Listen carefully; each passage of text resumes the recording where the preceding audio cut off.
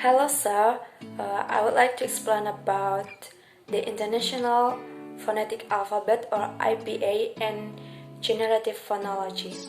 First, I will explain about the International Phonetic Alphabet or IPA.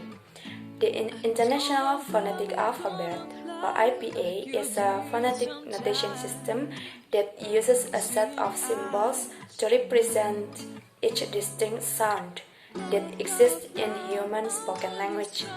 The International Phonetic Alphabet or IPA is an academic standard created by the International Phonetic Association. It encompasses all languages spoken on Earth. The system was created in 1886 and was later updated in 2005. In 1886, a group of French and British language teachers, led by the French linguist Paul Passy, formed what would be known from 1897 onwards as the International Phonetic Association.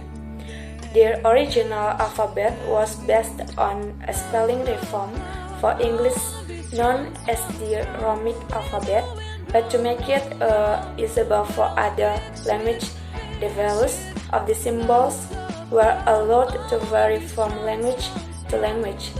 For example, the sound sh, the sh in shoe was originally represented with the letter J in English, but the digraph J in French. In 1888, the alphabet was revised so as to be uniform across languages, thus providing the base for all future revisions.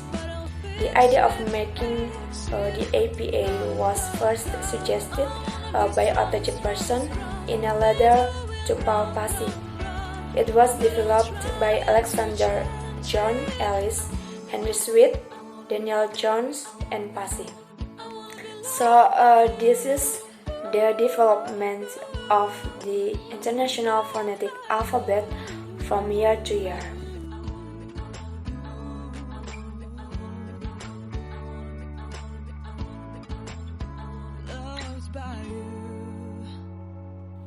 So the second one is generative phonology. What is generative phonology?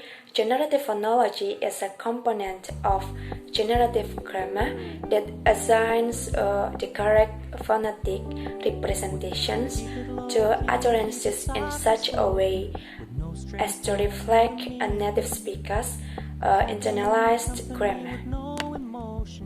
Generative phonology is a subfield of the general theory of language known as generative grammar. Generative phonology aims to provide a principled way of linking underlying phonological units with surface realization. So, what are distinctive features in generative phonology? So distinctive feature is a quality or characteristic that makes something different and easily noticed.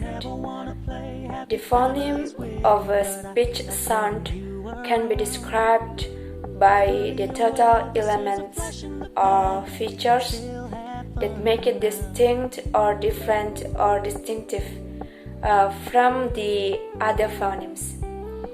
That is manner of production, place of production, and the organs of production. They can be coronary or high, low, retracted, or back, anterior, posterior, tip or flap, sonorant, vocalic, and obstruent. So, what are phonological processes in generative phonology? So, phonological processes in generative phonology are patterns of sound errors that typically developing children use to simplify speech as they are learning to talk. They do this because they lack the ability to appropriately coordinate their lips, tongue, teeth, plate, and jaw for clear speech. So there are some examples of normal phonological processes that are 1. Cluster reduction, 2. Reduce reduplication, 3. Weak syllable, 4. Final consonant, 5. Filler fronting, 6. Stopping, 7. Assimilation.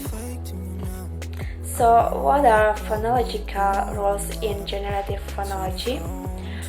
A phonological rule is a formal way to expressing a systematic phonological or morphophonological process or diachronic sound change in language. Phonological rules are commonly used in generative phonology as a notation to capture sound-related operations and computations the human brain perform when producing or comprehending spoken language. So there are some phonological rules in generative phonology.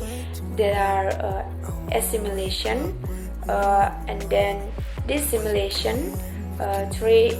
Insertion, 4. Deletion, 5. Metathesis, 6. Strengthening, and 7. The last, weakening. So I think that's all from me, sir.